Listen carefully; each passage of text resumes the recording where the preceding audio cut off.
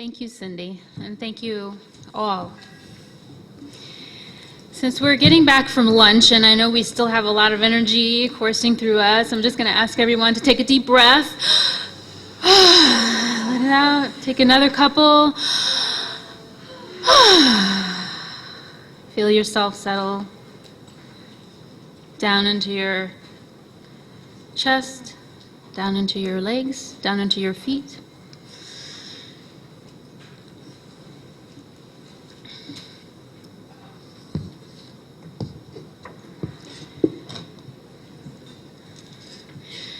Listening to the speakers who have presented so far, it has struck me how each person has spoken to what the labyrinth represents.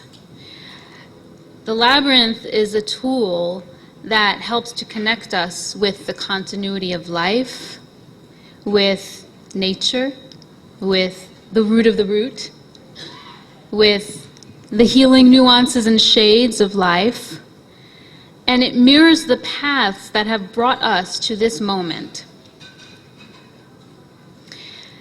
It's an ancient tool. It's been used as a spiritual tool and a potent symbol for centuries across the world in countries such as ancient Rome, Greece, Crete, Egypt, China, Peru, Ireland, Scandinavia, and Native America.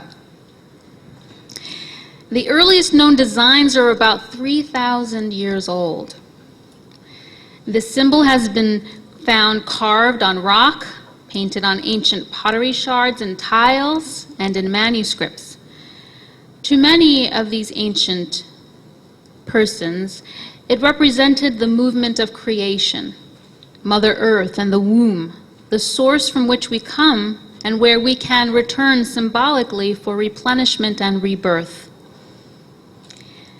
The ancients intuitively sensed the deep meaning of the spiral pattern, which can be seen all throughout nature. It's the blueprint of life. We can see that spiral pattern in the snail's shell, in the way many plants and flowers unfurl as they grow, and as Woody mentioned, the way trees grow in rings. And it is also mirrored in we humans as well, in our fingertips, our fingerprints, the cochlea of our inner ear, and the spiral of our DNA. And in the womb, we attach to the uterine wall through our belly button, and we grow out spirally from that point. And so again, this speaks to the spiral as a symbol of connection and nourishment. All of you should have a handout. One of them has a labyrinth symbol on it. Please take that out.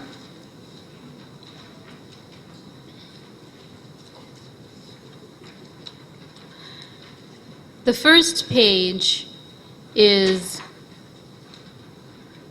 I think you need another copy there. You got it? Okay. This is an example of what's called the Cretan labyrinth. This originated in Crete.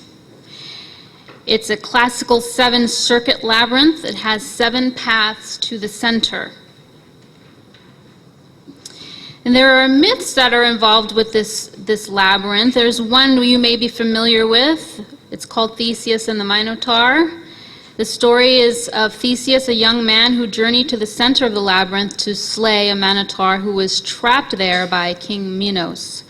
All previous persons who attempted this feat perished, but Theseus had someone in his corner. He was in love with the king's daughter Ariadne, who gave him a ball of string as he entered the labyrinth to help him find his way in and back. And so he used that string to find his way to the center and to slay the Minotaur, and he made his way back, and then they ran away together. Now on the second page is an example of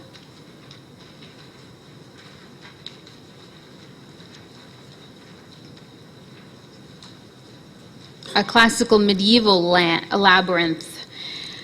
And in the Middle Ages, throughout time, labyrinths waxed and waned. as far as its usage. And in the Middle Ages, there was a resurgence of interest in the labyrinth, and many were built into the floors of Gothic cathedrals. The most well-known are in France, in Chartres, Amiens, and Saint-Quentin. And this example is of what's in Chartres, and it still exists today. The Chartres labyrinth has 11 circuits or paths. It's divided into 4 quadrants, and in the middle is the shape of a rosette, which is a symbol for Mary or the divine feminine. And there's deep symbolism to this divine design in Christianity. It was placed in the cathedral, the Chartres Cathedral, in perfect proportion with the windows and other architecture. It was built according to what's called sacred geometry, using pi and the golden ratio, which are the mathematical expressions of the blueprint of creation. And so building it in this architecture provides optimal alignment with spiritual energy. This labyrinth was walked as a symbol of pilgrimage, as most Christians were not able to travel the distance to the Holy Land in Jerusalem, and at times it was not safe to do so. So they would have their pilgrimages on the labyrinth. And there's someone here who spoke to me during break who said she's going on pilgrimage from Notre Dame to Chartres in 2 weeks. Who told me that? Linda Berger. I'm sure that's going to be an amazing experience. Someone else is going on pilgrimage. Who's going on pilgrimage? What's your name? I'm Ann Basin, and I'm leaving for Spain on Monday to do about a third of the Camino de Santiago. That's amazing. Wow. So I only have my Wow. So I'm sure you ladies will have very rich experiences on your journeys.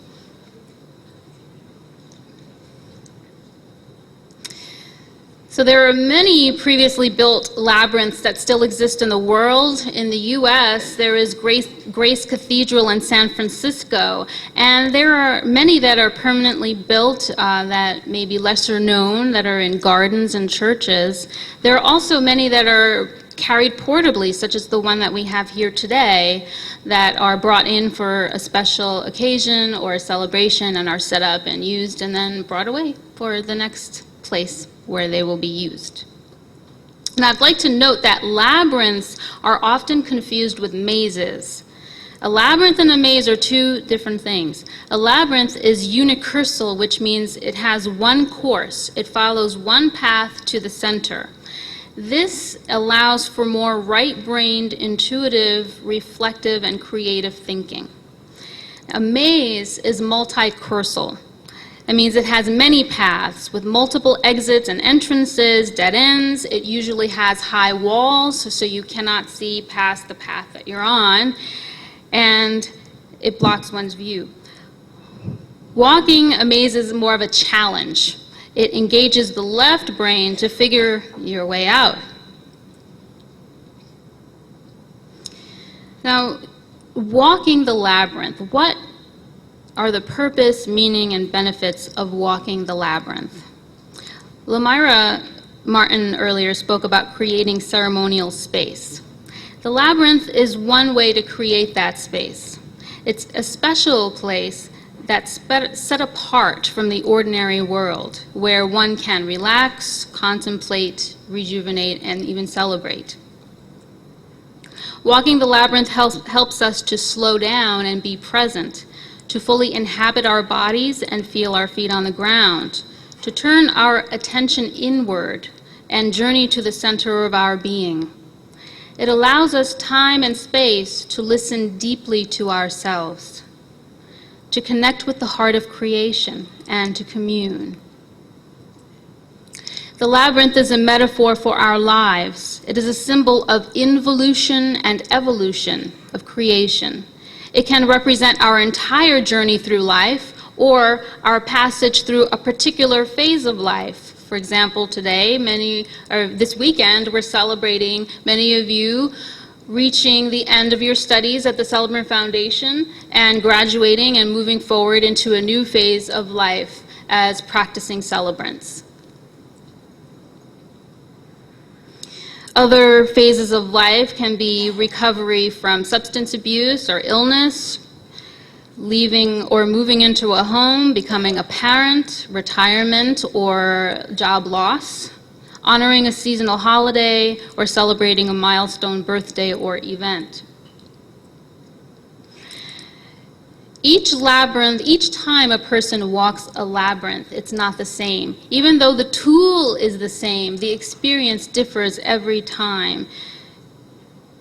Our experience on the labyrinth is shaped by what we bring to the labyrinth at that moment in time. Sometimes we may feel full of anxiety or anger as we're releasing something, or other times we may feel sadness, or we may feel peace or a sense of balance. There's no right way to feel when you're walking. Whatever you feel is what it is. One can even run or skip through the labyrinth as an expression of joy, which many children seem to do automatically when they see a labyrinth. They just want to run to the center. There are 3 parts to the labyrinth walk: the journey in, the center, and the journey out. This speaks to the scholar Joseph Campbell's concept of the hero's journey. Many of you remember that from fundamentals. And Van Gennep is next. Anthropologist Van Gennep's 3 stages of the rites of passage, which are separation, moving away from the world, and embarking on the journey. Transition, that's the center, the place where you are neither here nor there, you're in between. And this is the point of transformation. Then there is the journey out and the incorporation back into the ordinary world. Another source is Dr. Lauren Artress, in her book, Walking a Sacred Path, describes it as releasing, that's the first step, letting go of worries and concerns, bringing to mind a question or intention, or simply walking with an open mind and paying attention to your movement and sensations. The second is in the center, receiving.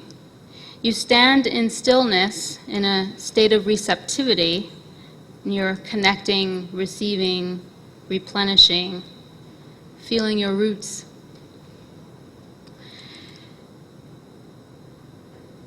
Now, as you walk the path, you notice that there are twists and turns, and these are metaphors for the twists and turns in life.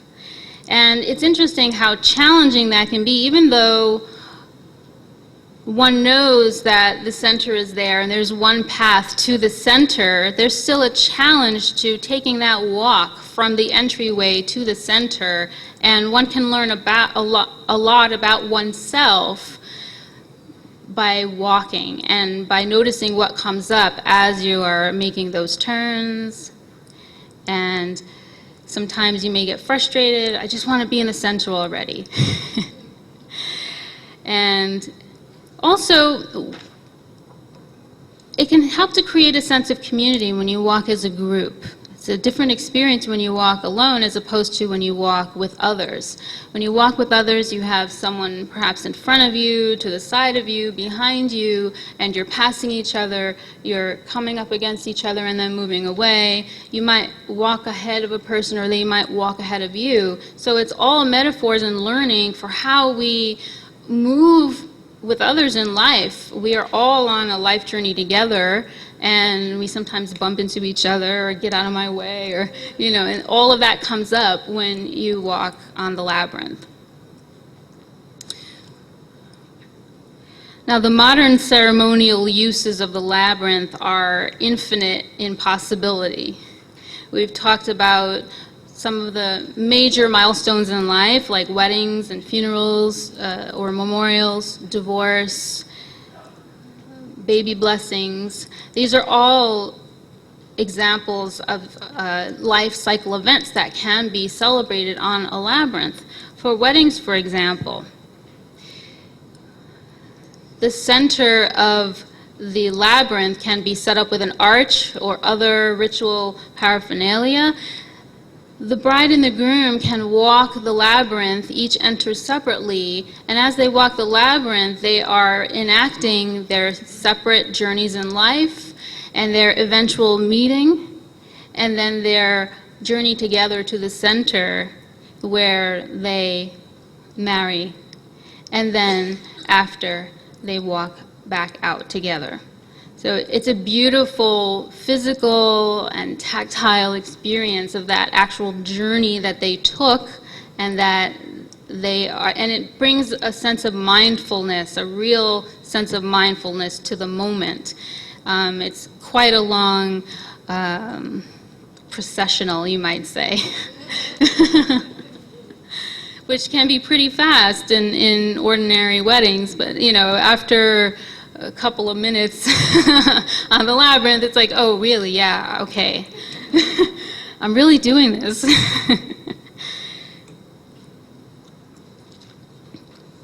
And for divorce, it would be a reverse action, which is the couple could walk to the center together, or they could begin at the center. And in the center of the labyrinth, they can honor the relationship that they had and share any special words that they need to say of love, of closure, and dissolve their bond ritually and exit the center separately. And their walk out of the labyrinth represents their separation as a couple and their journey now as individuals. Memorials can also be celebrated on the labyrinth. It's a sacred space, and perhaps for those who are grieving, it can provide a safe container for feeling grief and for walking through grief. Sometimes grief can be so deep, you just want to curl up in a ball. And walking the labyrinth can help one to open up just a little bit and to feel safe, to feel what's there, and walk to the center. And many things can be done with the center of the labyrinth. It can be set up as a memorial to the deceased person. It can be set up with ritual objects such as stones, which were mentioned a couple of times earlier, that can be retrieved once the person reaches the center and communes or speaks to the deceased loved one in prayer, and then can leave the center of the labyrinth with a stone as a symbol and a source of strength. They can also walk in memory of that person and leave an offering in the center of the labyrinth. There are many creative ways that it can be used. And as far as all of the other life cycle events, recovering from illness, coming of age, milestone birthdays, there are so many different ways that one can honor a passage through a particular time of life, or celebrating how far one has come. Woody Winfrey shared with me the picture of a labyrinth that she created for a birthday ceremony, and the labyrinth was created with colorful scarves. Yeah, it was beautiful picture that she shared with me. And the labyrinth, as she told me, was very meaningful to the woman whom the birthday ceremony was created for. It was a milestone birthday, right? Yes. And most commonly of all, the labyrinth walk is used by many people on a regular basis as a ritual, as a meditative tool for stress relief and inner transformation. It can be a sustenance ritual. So there are labyrinths all over, and I encourage you to go online and look up where labyrinths may be in your area. And the handouts that I gave you, those are what's called finger labyrinths. So you can keep that, and you can use it as a meditative tool anytime you need it. When you're at work, you can't pop out of the office and go to your nearest labyrinth. You've got your finger labyrinth right there. You can take a moment. Also, as part of that packet is a guide for how to use the finger labyrinth in a meditative manner.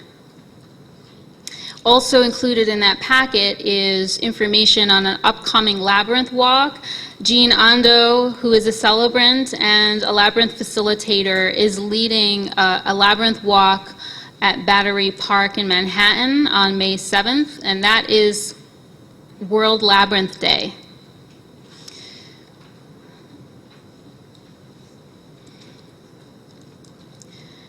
So that concludes my general overview of the labyrinth. If you are interested in learning more about it, there are some books, great books out there. Dr. Lauren Artris wrote a book. There is the labyrinthsociety.org online and many other resources. If you look up labyrinths online, you'll see tons of information. I would like to now lead us into a meditation before we proceed to walking the labyrinth. Yeah, somebody raised their hand. This finger labyrinth ritual Yes. says, trace the labyrinth path with your index finger. Yes. Which labyrinth path? So this is what you do. The white space, not the black line. Good question. So yes, you trace between the black lines and you follow it around until you get to the center. Yeah? Okay. Yeah? I came from 30 years of teaching in a with junior high kids, Mm-hmm. which are those kids are very hyper and very hard Mm-hmm. at 13 years old. And we used to do the finger tracing before major tests. Mm-hmm. And it would focus them. Yes. And they would know, because we did it all year, that if they couldn't follow it, that they weren't ready to take the test, and they would have to do some breathing. Mm. And then they'd go back, and they would know when they were ready to take the test because they could focus on it. Mm-hmm. And it was also really good. I'm from the Midwest, so like the first snowstorm of the year, because these kids have only lived in St. Louis all their lives, but they act like they've never seen snow. Again, we sit and we use the labyrinth to bring them back in and settle them in. Absolutely. So if you have kids at home, it's a great technique to teach them if they're answering homework or whatever is going on. Absolutely. Thank you for sharing that. It's very true. For anyone, it is a very focusing exercise, and it can be done with the right index finger and then the left index finger, and that can help to balance both sides of your brain. And you'll see in the ritual that I guide you to go to the center and then stay there and just breathe in the center. And there's just something about following that path to the middle, and it really brings you to the center of yourself. And just hang out there and breathe for a while and let your brain and your body reset, and then trace your way back out. And then you can do the left side, and you'll see. And then take a moment to sit and see how you feel now, and you'll notice a difference, most likely, to what you felt before you did the exercise. So, speaking to stress and all of the things that tug at us in life and bring us out of ourselves and away from our center, I'd like to intro our meditation with a reading by Mary Oliver. It's called The Journey.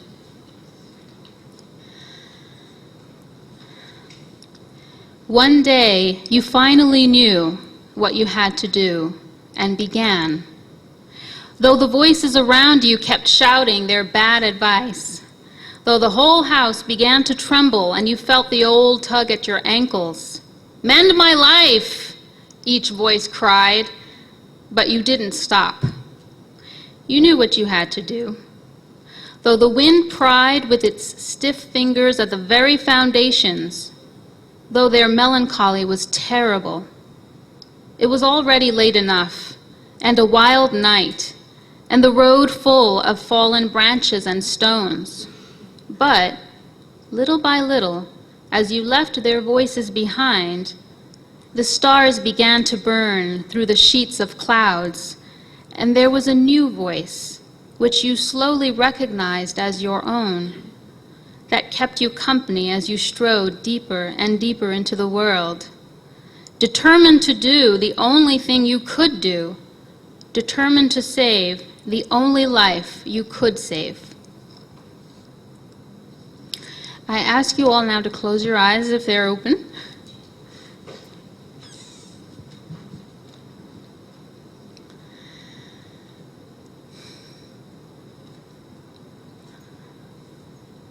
And I'd like you to revisit the image that Woody Winfrey gave to us of the tree,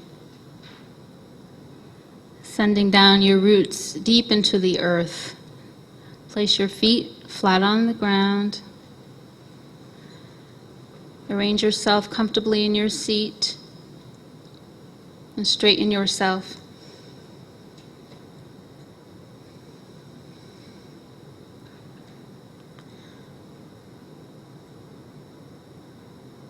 And bring your attention to your chest and your breath.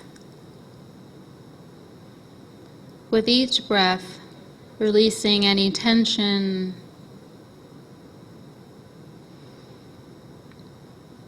any excess uncomfortable energy that may be lingering. Just breathe it out gently and easily.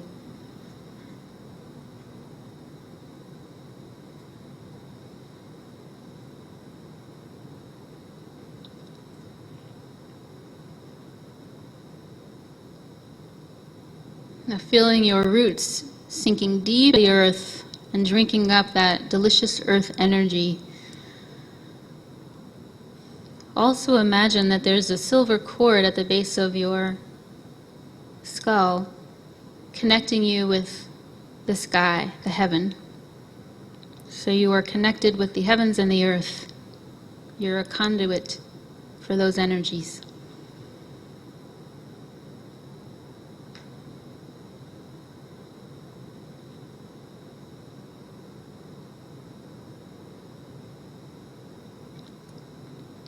Let us take this pause in the weekend's festivities and activities to think about why we're here. What brought you here?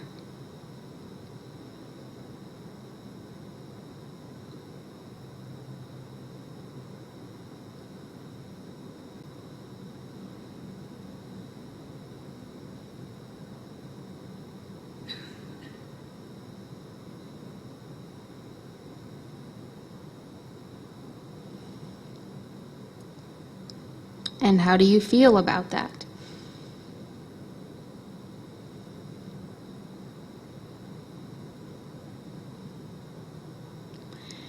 Feeling into yourself and where you are right now, think about what you might like to contemplate as you walk the labyrinth.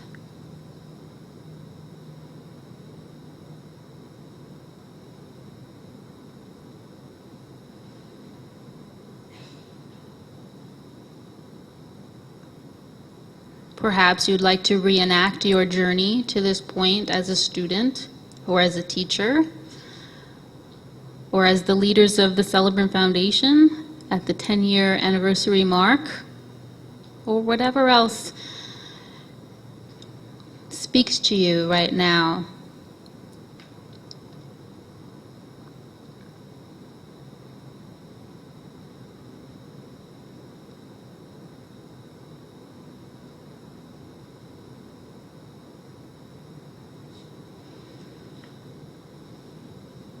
Now bring your attention to your heart.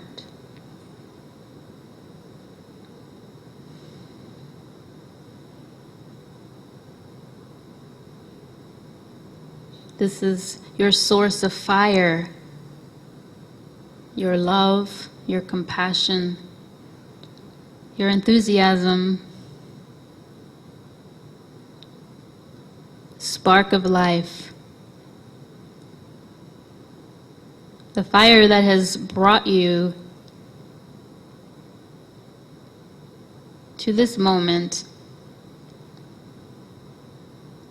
through all of your journeys, all of your experiences, your losses, your gains, that light that ever shines in you.